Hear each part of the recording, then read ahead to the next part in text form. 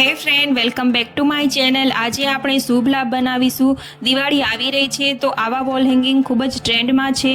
તો આ વિડીયોમાં આપણે બે અલગ અલગ ડિઝાઇનના વોલ હેંગિંગ બનાવીશું અને પછીના વિડીયોમાં પણ આપણે બીજા અલગ અલગ ડિઝાઇનના વોલ હેંગિંગ બનાવીશું।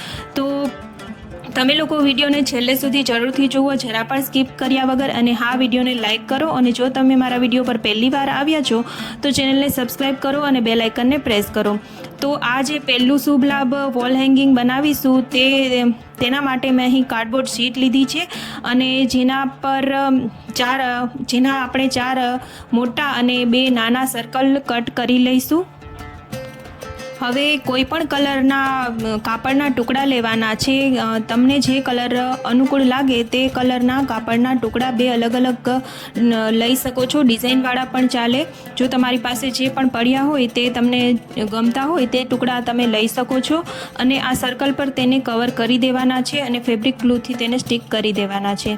તો હવે આ રીતે જ્યારે સુકાઈ જાય ત્યારે તેના પર આપણે વર્ક કરીશું। મેં અહીં પર કાર્ડબોર્ડ શીટ લીધી છે। તમે MDF બોર્ડના પણ લઈ શકો છો। ક્રાફ્ટ શોપ પર ઇઝીલી મળી જશે MDF બોર્ડ। જો તમારે આને વોશ કરવા હોય તો તમે MDF બોર્ડ પર જ આ કરજો, કેમ કે જ્યારે આ પૂઠું છે તે વોશ થાય તો તે બગડી જાય છે, માટે MDF બોર્ડ યુઝ કરી શકો છો।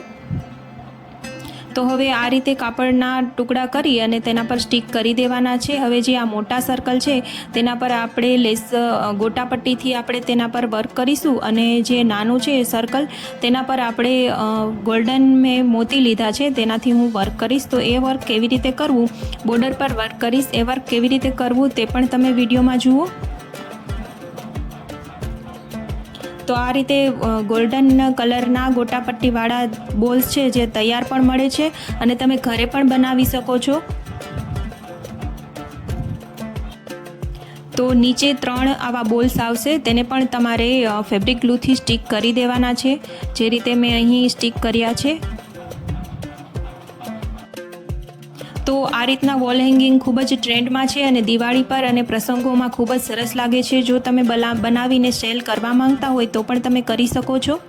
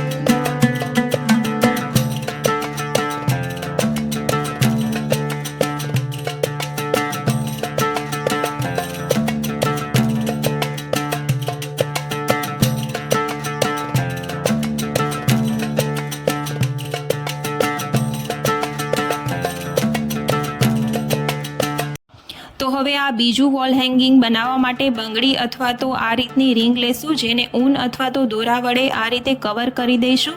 ત્યારબાદ ગોલ્ડન ગોટા પટ્ટી વડે થોડે દૂર આ રીતે તેને વીંટાળી અને પછી ફેબ્રિક ગ્લુ વડે તેને સ્ટિક કરી દઈશું અને સુકાઈ જાય ત્યારબાદ બોર્ડર પર મોતીથી વર્ક કરીશું।